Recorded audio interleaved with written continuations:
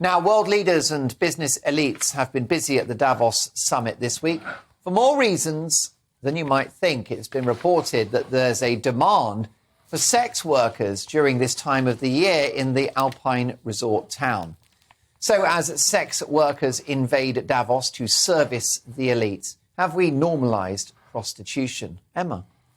Yes, I think we have. All you have to do is look at the way that young girls are selling their bodies on OnlyFans to see how prevalent this sort of thing is becoming. So I don't find it particularly surprising that at an event like this, you would have a lot of sex workers flocking there because, we often talk about the prostitutes, but what about the people who are paying for their services? And that's the same thing with OnlyFans, because the people who are paying those young girls to take their clothes off online are also, they are implicated. They're implicated an industry, yeah.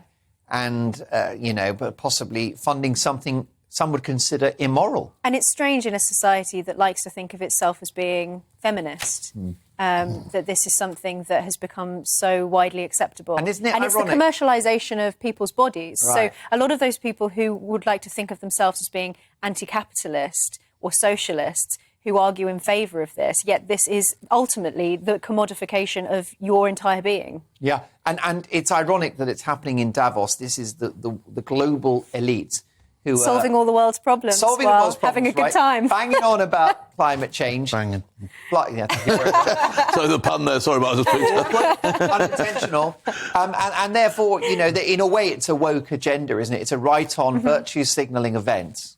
And yet at this event, thousands, we're told, of sex workers descending on this small Swiss town, and they're not there for the cheese, they're not there for the chocolate. Shocking. It's with these sorts of, the people who are involved in this conference, it's always just do as I say. Yeah. Never mind what I do. There's one rule for the rest of the population in the countries that they're coming from as delegates, and then there's another rule for them. And it's, as I was saying earlier with Jacinda Ardern, she wants her legacy to be one of kindness and to be remembered as being this nice, smiley leader. But at the same time, behind that smile are all of these sinister, callous actions that she took to the detriment of her own population. Yeah. And that, I think that this says a lot about the character of the people who were involved in this conference. Jay, no sense of shame around this influx of professional sex workers servicing the global billionaire elite.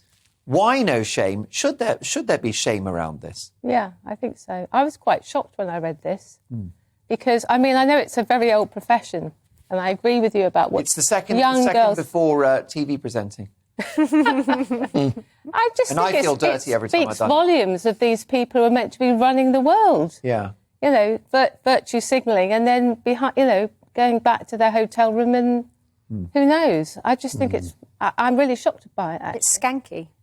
Yeah. I'm not shocked at all. Unfortunately, it's supply and demand. And they wouldn't be going there if they knew they weren't going to get work. So, I've seen this all over the world. I've seen it in places like Kabul. You'd never expect to see it there. I've seen it in Iraq. I've seen it all over the place where you've got a high influx of people who've got money and people that haven't. They'll be buying and paying for sex. And they'll be away from home for whatever reason. They'll have their own excuses built up in their heads, but they will still pay for sex. And so that doesn't surprise me at all. The only thing that will change is the price. And what's important as well is that in this report, one of the women says that she was forced to have intercourse with someone by her boss, I presume pimp. And so actually, in addition to the supply and demand, willing exchange of goods under these circumstances, there is also this element of exploitation that these people are obviously putting themselves in. With that, these people are trafficked too. With that supply and demand comes all the other stuff that goes with it. People being forced into stuff they don't want to do, people being trafficked, people being drugged, people being this, people being that. Yeah. All the honkingness and underbelly of all that sort of stuff that happens will all follow this with it. And that's what makes it even worse, that the people that are supposed to be making all the big decisions around the planet are supporting it. Yes, indeed. Outrageous hypocrisy.